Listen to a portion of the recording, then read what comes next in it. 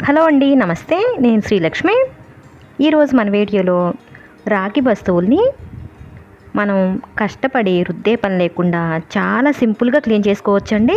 నేను ఇక్కడ చెప్పబోయేది చాలా సింపుల్ టెక్నిక్ అండి. ఎలాంటి ఖర్చు ఉండదు, అలాగే శ్రమ కూడా ఉండదు. నేను ఇక్కడ చెప్పబోయే ఐడియా అయితే ఇటువంటి చిన్న చిన్న వస్తువులకి బాగా హెల్ప్ అవుతుందండి. రాగి చెంబులు కానీ, గ్లాసులు కానీ, ఇంకా పూజలో ఉపయోగించే వస్తువులు ఉంటాయి కదా, వాటికి కూడా ఈ ఐడియా అయితే బాగా హెల్ప్ అవుతుందండి. ఈ ఐడియా అయితే నేను జస్ట్ ట్రై చేశానండి, బాగా పనిచేసింది. కష్టం లేకుండా ఈజీగా పని అయిపోయిందనమాట.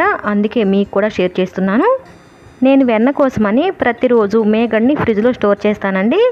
అలా ఒక 4-5 రోజులు ఉన్న తర్వాత ఇలా మజ్జిగ చేస్తానన్నమాట. అంటే వెన్నను తయారు చేస్తాను. అలా చేసినప్పుడు వచ్చిన మజ్జిగ జనరల్గా అయితే బాగానే ఉంటాయండి.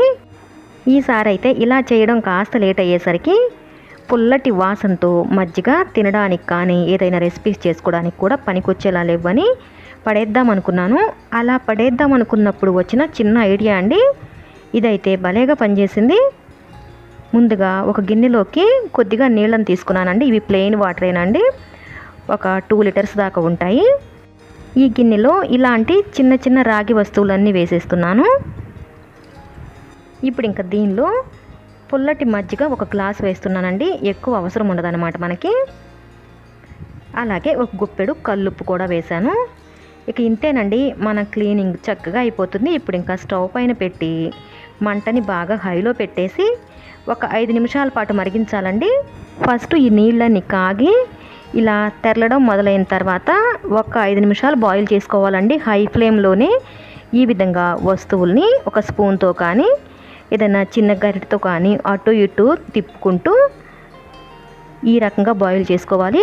చూసారా, చక్కగా తెల్లగా మెరుస్తున్నాయి. కాసేపటికే ఈ విధంగా మెరుస్తాయండి.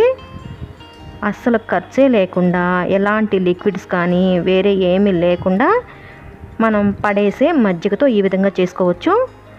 మజ్జిగని నేను మళ్ళీ చెప్తున్నానండి, పుల్లటి మజ్జిగ పుల్లటి వాసనతో పనికిరావు అనుకున్నప్పుడు మాత్రమే ఈ విధంగా చేయండి. అంతేకాని మనం పెరుగుని చిలికి ఈ విధంగా చేయడం అనేది వేస్ట్ అండి.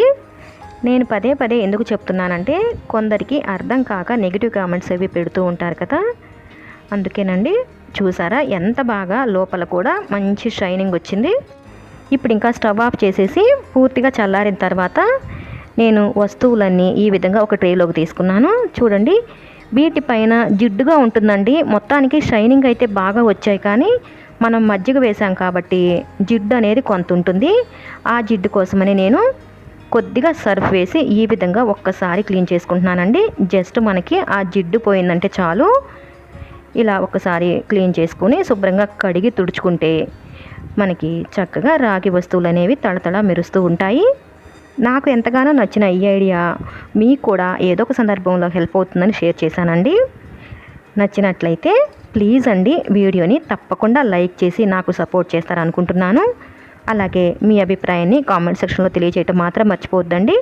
ఇంకా ఛానల్ కూడా సబ్స్క్రైబ్ చేసుకుని పక్కనే ఉన్న బెల్ ఐకాన్ని యాక్టివేట్ చేసుకోండి. Thanks for watching this video.